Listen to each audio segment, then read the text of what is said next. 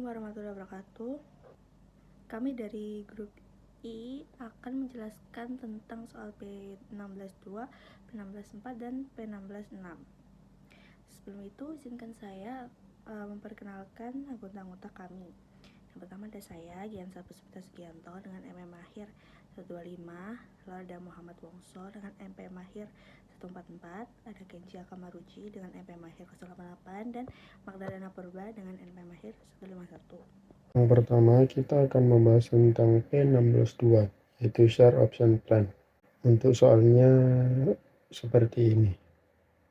Kemudian untuk instruksinya yaitu prepare the necessary journal entries in 2021 when the share option plan was adopted, and in 2022 when options were granted, in 2023 when option lapsed, and in 2024 when option were exercised.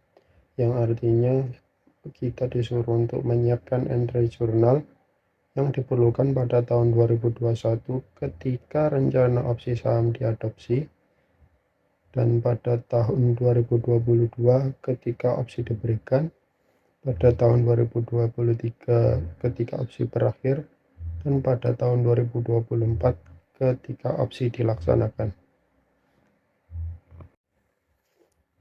Untuk jurnal tahun 2021 pada tanggal 30 November tidak diperlukan jurnal karena tanggal tersebut hanyalah tanggal penetapan atau rencana saham, sehingga tidak melibatkan transaksi keuangan apapun. Namun penting untuk dicatat bahwa nilai wajar opsi akan diakui selama masa kerja sebagai beban kompensasi, yaitu pada tahun berikutnya. Kemudian pada tanggal 2 Januari 2022 tidak mencatat jurnal karena hanya berupa rencana opsi dan tidak melibatkan transaksi, sehingga baru tercatat pada akhir tahun karena opsi tersebut telah diterbitkan atau diberikan kepada Presiden Tom Winter dan Michelle Bennett. Untuk perhitungannya, terdapat dua periode layanan, yaitu tahun 2022 dan 2023. Berdasarkan informasi yang diberikan, untuk layanan tahun 2022 memiliki 22.000 opsi. Yang pertama 15.000 untuk Tom Winter dan yang kedua 7.000 untuk Michelle Bennett. Kemudian untuk layanan 2023 terdapat 20.000 opsi, yaitu 13.000 untuk Tom Winter dan 7.000 untuk Michelle Bennett, yang masing-masing nilai wajar opsinya sebesar $4, sehingga perhitungannya untuk tahun 2022 sebesar 88.000 dari 22.000 opsi dikalikan dengan 4, dan total nilai wajar opsi untuk tahun 2023 sebesar 80.000 yang didapat dari 20.000 opsi dikalikan dengan $4. Sehingga pada akhir tahun 2022 kita perlu mencatat untuk membebankan opsi saham pada tahun tersebut, yaitu sebesar 22.000 dikalikan dengan $4 sebesar 88.000 yang dicatat pada beban opsi saham di debit dan premi saham untuk opsi saham. Selanjutnya sama seperti tahun sebelumnya, yaitu pada tahun 2023 kita perlu mencatat pembebanan opsi saham pada tahun tersebut, yaitu sebesar 20.000 opsi dikalikan dengan $4, sehingga beban opsi saham sebesar 80.000 pada debit dan premi saham untuk opsi saham pada kredit sebesar 80.000.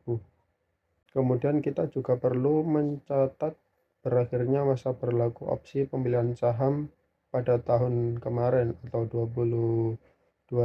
atau pada tahun 2022, sehingga hasilnya 22.000 dikalikan dengan $4 yang menghasilkan 88.000, yang dicatat premi saham untuk opsi saham sebesar 88.000 di debit dan premi saham untuk saham kadaluarsa sebesar $88.000. Kemudian tahun berikutnya, tahun 2024, pada akhir tahun 31 Desember, kita mencatat penerbitan 20.000 saham dengan nilai nominal $5 atas pelaksanaan opsi dengan harga opsi yaitu $9. Sehingga kita mendapatkan kas sebesar $9 untuk opsi saham 20.000. Sehingga dikalikan keduanya mendapatkan $180.000. Dan premi saham opsi saham sebesar 20.000 dikalikan dengan nilai wajarnya $4 sebesar 80.000 pada debit. Kemudian untuk modal saham biasa dimasukkan ke kredit sebesar 20.000 dikalikan dengan $5 dengan nilai nominalnya yaitu sebesar $100.000. Kemudian untuk mencari premi saham biasa tinggal kita sesuaikan, sehingga 180.000 ditambahkan dengan 80.000 dan dikurangi dengan 100.000, sehingga hasilnya $160.000. Baik, saya akan melanjutkan pembahasan soal dari 16.4. Di dalam soal telah disediakan laporan posisi keuangan dari perusahaan Fitzgerald Pharmaceutical. Kemudian ada juga 6 transaksi yang dilakukan.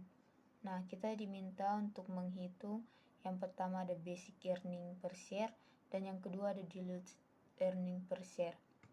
Untuk penyelesaiannya adalah yang pertama basic earning per share, yaitu diperoleh dari net income dikurang preference dividends, kemudian dibagi dengan average ordinary shares,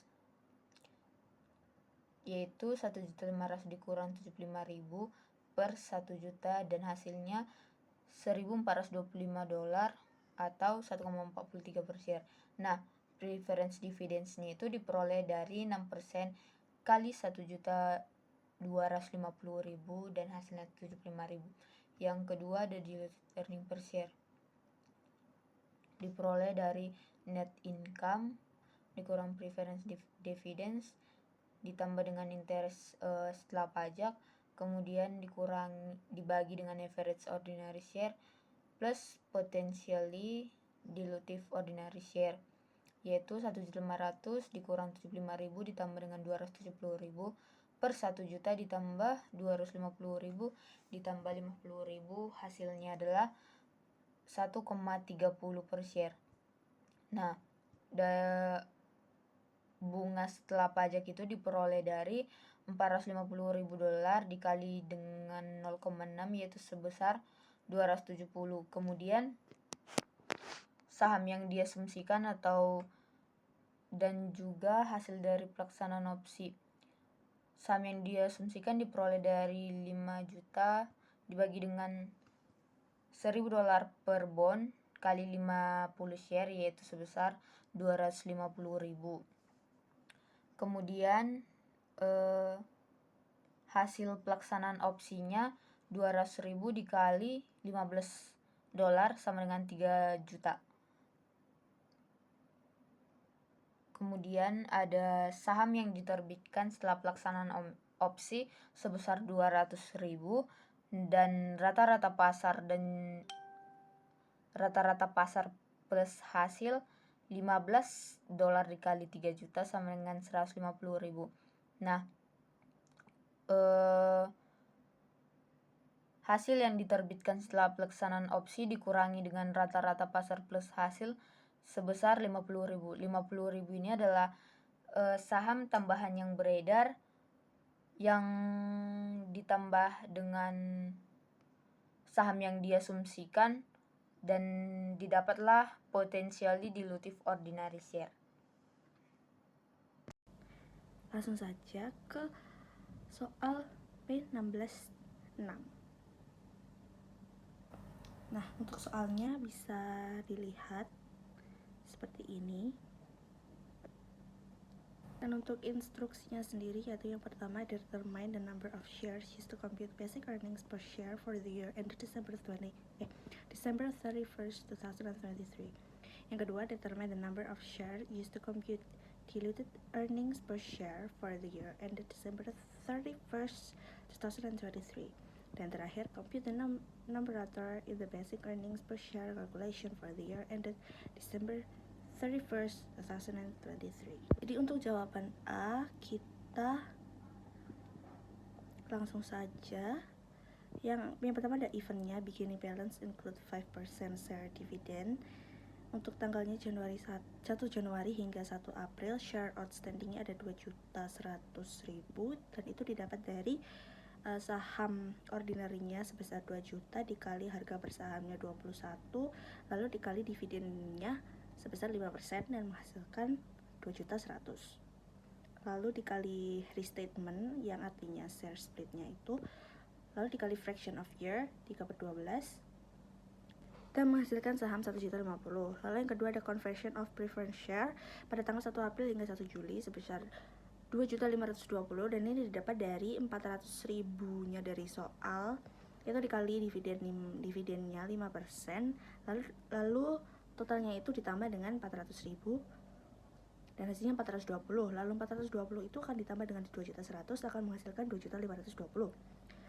Lalu sama dikali restatement dan fraction of year akan menghasilkan 1.250.000.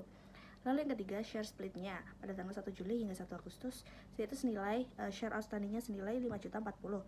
Itu didapatkan dari 2.520 itu tadi dikalikan dengan 2 yang akan menghasilkan 5.040.000.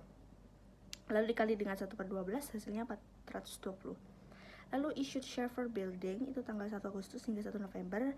Di soalnya tertera 300.000, lalu ini akan lalu ditambahkan 300.000 itu terhadap 5.040.000. Nanti dikali 3/12 hasilnya 1.335.000. Lalu yang terakhir ada purchase of treasury shares itu tanggal 1 November hingga 31 Desember itu dikurangi 24.000 karena diterbitkan sahamnya. Dan hasil share outstandingnya menjadi 5.316.000 dikali fraction of year-nya 2/12 lalu hasilnya 886.000. Lalu weighted share yaitu dijumlah semua akan menghasilkan total number of ordinary shares to compute basic earnings per share-nya 4.951.000. Untuk selanjutnya akan dijelaskan oleh teman saya. Selanjutnya saya akan melanjutkan jawaban dari soal yang B dan C, yang mana yang B sendiri menentukan jumlah saham yang digunakan untuk menghitung laba bersaham dilusi atau dilution earning per share pada tahun yang berakhir tanggal 31 Desember tahun 2022. Yang mana pertama sudah kita ketahui sendiri yaitu total share preference beginning yaitu sebesar 700.000 dikurangi 400.000 karena terjadi pengkonversian saham dari preference ke saham biasa. Yang mana hal ini diketahui sisa dari sahamnya itu saham preference yang masih tersisa yaitu sebesar 300.000. Oleh karena itu kita mengambil dari nilai number of share basic earning dari yang A yaitu sebesar 4.951. Lalu kita mengambil convertible preference share yang masih tersisa yaitu dihitung dengan cara 300.000 tadi dikalikan 2 ini karena terjadi split yang mana perusahaan melakukan sahamnya menjadi 2:1. Oleh karena itu 300.000 dikali 2 dan dikali 1,05 yang mana didapat dari hasil weight share awal. Maka didapatkan hasil nilai yaitu sebesar 630.000. Lalu yang kedua mencari convertible preference share yang telah dikonversi, yang mana kita ketahui sendiri yaitu nilai konversi saham biasanya tadi sebesar 400.000 dikalikan 2 sama seperti yang awal tadi karena ada rasio split dikali 2 dikali 1,05 dan dikali 3/12 karena melewati 3 bulan jangka waktu berjalan. Lalu mendapatkan hasil sebesar 210.000.